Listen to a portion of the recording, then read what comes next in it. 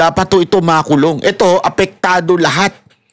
Ito, parinig ko sa inyo. Ito. Panoorin nyo ito, ha? So, we're gonna show the viewers a graphic right now of the amendments made to the 2025 budget. I want you to explain this. Okay. So let's show this right now. So to the audience, what you're seeing right now, first is the 2025 NEP. That's the first line. Hindi, ganito, Karen. Ipaliwanag mo. Pinili ko, kasi di ba... Wait, mga kababayan, ha? Mali yung, alam ko, mali yung numbering na dyan, eh. Dapat meron niyang nakalagay dyan by the billions kasi yan, eh. Ipapaliwanag niya, billions yan, eh. Hindi yan million, okay? There are 200 plus districts, di ba? So, hinanap ko kung sino yung distrito na may pinakamalaking budget for 2025. So, Balik natin. Ibalik natin yun. Okay? Alright. Yung GAA, yan na yung na-approve sa General Appropriations Act. Oo.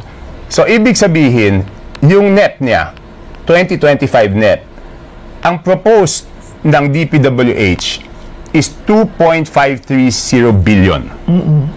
Pero nung lumabas yung GAA, naging 20 billion 999 ang isang 20 billion 999 million ang isang distrito. DPWH po ito, ha? Okay. Isa pa lang po itong departamento. Mula dun sa 2 billion po ito na kesyo na na approve o pinasa ng NEP. Ang pagkatapos nitong lahat-lahat ng BICAM at saka yung small committee, umabot ng 20 billion. Magkano yung inad? 18 billion. Nadagdagan siya ng 18 billion 469 million. Isang distrito lang yan? Isang distrito. Tapos, isang distrito lang ho ito, ha? Hello? Tiba-tiba yung distrito na ito, ha? 18 billion isang distrito ang nadagdag. Wow! Shit! Ilang babae ang mabibili mo niyan? Ilang lalaki mabibili mo niyan? Ay, kasi pervert. Baka ilang kotse mabibili mo niyan? Baka pati yung may bahay ka na sa ibang bansa, bumili ka na ng bansa niyan. 18 billion. Tapos yung isang distrito, ito second place. Ito yung second place. Ang NEP niya is galing to sa DPWH. In-extract ko lang yan. Hindi ko inimbento yan.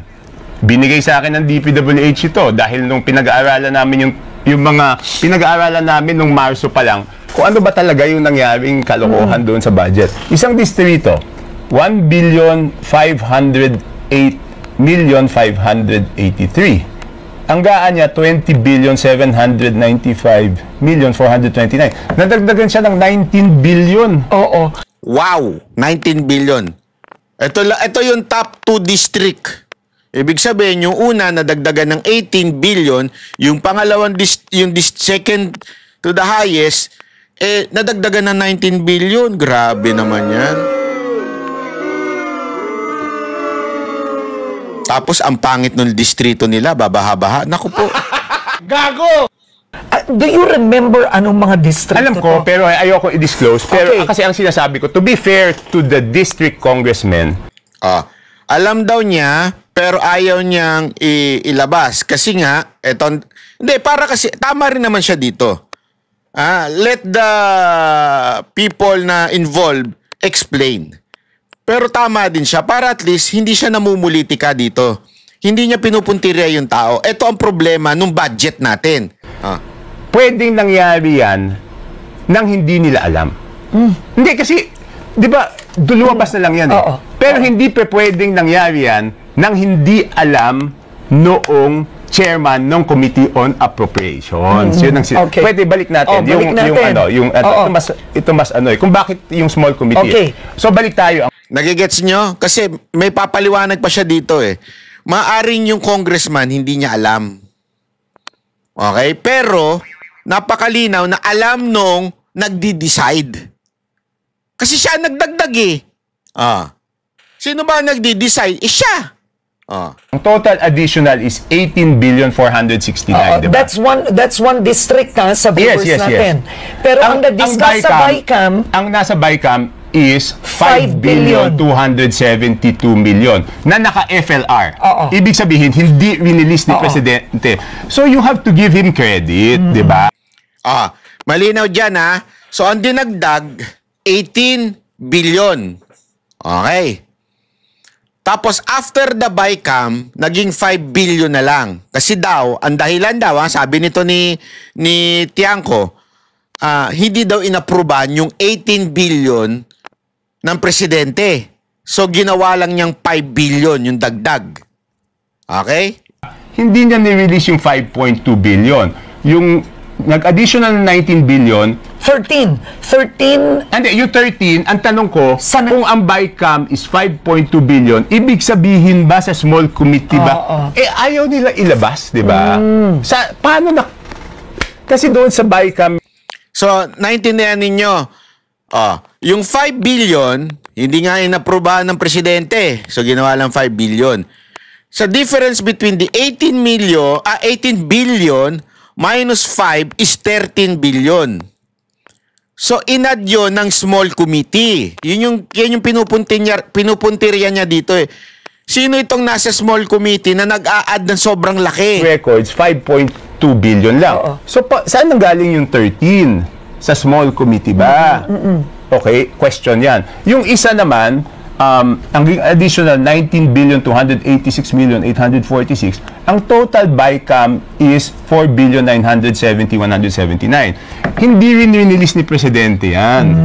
So I'm saying, alam ko, nagalit siya kasi hindi nga niya pinapa-release yung mga yan. Ilan magkano ang hindi na-release ng Presidente? Up to July 29, mga 84 billion. Okay, 84 billion. Yeah. So the President didn't release the funds because he is doubtful, suspicious? Hindi, pag-aralan mabuti. Tsaka doubtful. Kasi ang nakakapagtaka doon, yung iba, congressman ka, di ba? Hihingi ka ng project, dadalhin mo sa distrito mo. Yung iba, hiningi na isang congressman, dinala niya sa ibang distrito. So how do you explain that? How is that possible? Hindi, kasi yung iba, sila proponent, pero hindi nila dadalhin doon sa distrito. So nakakapagtaka, bakit hindi mo dadalhin sa distrito? Di ba kung... Alam niyo kung bakit hindi dinadala doon sa distrito? Hihingi sila ng budget, pero hindi nila dadalhin sa distrito. Alam niyo kung bakit? Yung contractor, ayaw niya mabuking. Nakamag-anak niya, at kung dito ko ilalagay sa distrito ko, malalaman pa. So, iaano ko na lang doon sa kaibigan kong distrito. Kausapin ko siya, pare. Ito yung contractor na anuhin mo, kunin mo. Ito, maglalagay ako sa iyo ng, ako nang bahalang humingi ng budget. Ilalagay ko dyan sa iyo yung proyekto. Meron ka dyan, pero ito ang contractor na ito. Yung contractor, actually, siya rin yun na naglagay. Para lang medyo mahirapan i-trace. So, dito pala, makikita mo na kaagad, malaking katarantaduhan ito. Bakit to? Kasi, ikaw ay distrito, representante ka ng district mo. Bakit ka humihingi ng budget para sa ibang distrito? Doon pa lang, amoy mo na. Ba't mo doon dinadala? Ganon kayo nung congressman na nandun? Diba? I work hard para madala ko sa distrito ko, para makinabang yung residente ko. Tapos may mga ganon. So yung karamihan na naka-hold on is yung iba yung proponent at iba yung district na pinuntahan.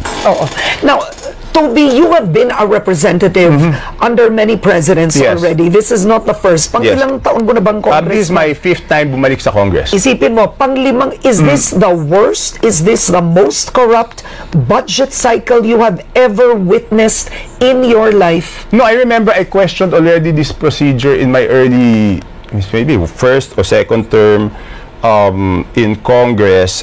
Pero wala, kasi, okay, balik natin yun. Sabi mo, nag-independent ako ngayon. This is the longest time I've been in the majority. Kasi yung buong 3 years nung 19th Congress, majority ako. Diba? Tapos nung nagbotohan lang ng 20th Congress, siya ako nag-independent. Balikan natin, 15th Congress, I was a member of the majority for only 1 year. Kasi hindi ako Yeah. sang-ayon doon sa proseso ng pag-impeach kay Chief Justice Corona. And I voluntarily left, hindi ako tinanggal. I resigned my committee chairmanship. I said I'll be an independent. So, 15th Congress yun. So, 15th Congress, since same leadership sa 16th Congress, nag-independent rin ako nun. 17th Congress,